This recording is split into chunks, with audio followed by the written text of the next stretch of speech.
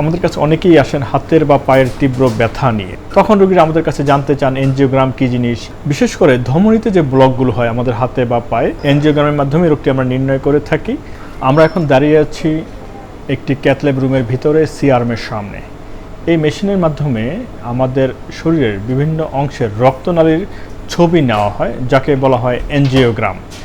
এই মেশিনের মাধ্যমে হার্টের এনজিওগ্রাম করা যায়, ব্রেনের এনজিওগ্রাম করা যায় এবং শরীরের বিভিন্ন অংশের অর্থাৎ হাতে, পায়ের, পেটের রক্তনালীর বিভিন্ন অংশের এনজিওগ্রাম করা যায়। সম্মানিত দর্শকবৃন্দ, আমরা কথা বলছিলাম রক্তনালীর বিভিন্ন রোগ নিয়ে এবং এর একটি গুরুত্বপূর্ণ পরীক্ষা এনজিওগ্রাম নিয়ে। আপনাদের সাথে আছি আমি ডাক্তার একেএম জিয়াউল হক, সহকারী অধ্যাপক, ভাস্কুলার সার্জারি বিভাগ, ইবনে সিনা মেডিকেল কলেজ। রক্তনালীর রোগীরা আমাদের কাছে অনেকেই আসেন হাতের বা পায়ের তীব্র ব্যথা নিয়ে এবং আমরা তারপরেই রোগ নির্ণয়ের জন্য বিভিন্ন ধরনের পরীক্ষা নিরীক্ষা দিয়ে থাকি। তাদের মধ্যে অন্যতম আলট্রাসোনোগ্রাম বা ডুপ্লেক্স স্টাডি।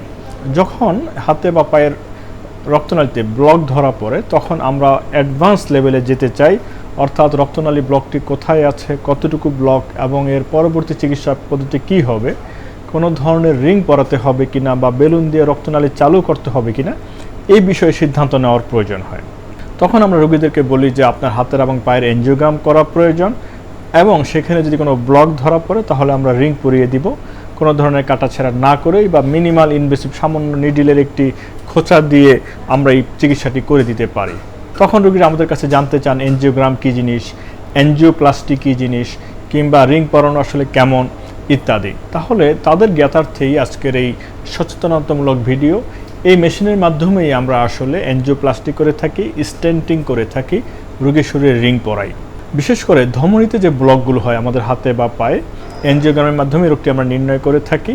এর অনেকগুলো সুবিধা রয়েছে। বিশেষ করে আমরা যদি এই মেশিনের মাধ্যমে রিং পরাই এবং বেলুন দিয়ে রক্তনালী চালু করে দিতে পারি, অধিকাংশ ক্ষেত্রেই দেখা গেছে যে কোনো ধরনের দীর্ঘ বা লম্বা কাটাছেঁড়া লাগে না, বরং সামান্য একটি নিডিলের খোঁচা দিয়ে যে ছিদ্রটুকু হয় সেটুকু দিয়েই একটি তার প্রবেশ করিয়ে তার ভিতর দিয়ে আমরা বেলুন প্রবেশ করাতে পারি, আমরা স্ট্যান্ড বা রিং বসাতে পারি।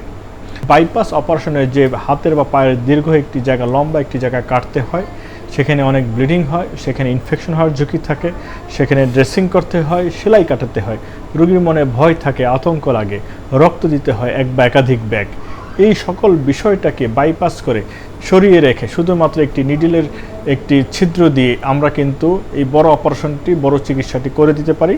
রোগীর শরীরের যে অংশে ব্লক রয়েছে, রক্তনালীর যে অংশে ব্লক রয়েছে সেটি কিন্তু আমরা চালু করে দিতে পারি। রোগী একদিন পরেই বাড়ি চলে যেতে পারেন এবং আরও কয়েকদিন, 3-4 দিন বা 5-6 দিন বাসায় বিশ্রাম নিয়েই কিন্তু তিনি চাইলে তার কর্মস্থলেও চলে যেতে পারেন। বিশেষ করে যে সমস্ত এনজিওগ্রাম হাতের মাধ্যমে করা হয় তারা খুব দ্রুতই কর্মস্থলে ফিরতে পারেন। তাহলে এভাবে আমরা দেখতে পাচ্ছি যে আধুনিক প্রযুক্তির যে চিকিৎসা ব্যবস্থা রয়েছে পশ্চিমা বিশ্বে, সেটি এখন বাংলাদেশেও অ্যাভেলেবল। কিন্তু অনেক সময় সচেতনতার অভাবে বা তথ্যের অভাবে অনেক রোগী আতঙ্কিত থাকেন, ভয় পান, না জানি এটা কি এবং কাটাছেঁড়া না করে চিকিৎসা করা হবে এই কথাটি বললেও অনেকে আসলে ভরসা পেতে চান না। তো তাদের জন্য আজকে এই সচেতনতামূলক ভিডিও। আশা করছি যে এই ভিডিওটি আপনাদেরকে অনেক তথ্যের বিভ্রান্তি থেকে বাঁচিয়ে রাখবে এবং সঠিক চিকিৎসা নিতে আপনাদেরকে সাহায্য করবে। সবাইকে ধন্যবাদ জানাচ্ছি। আসসালামু আলাইকুম।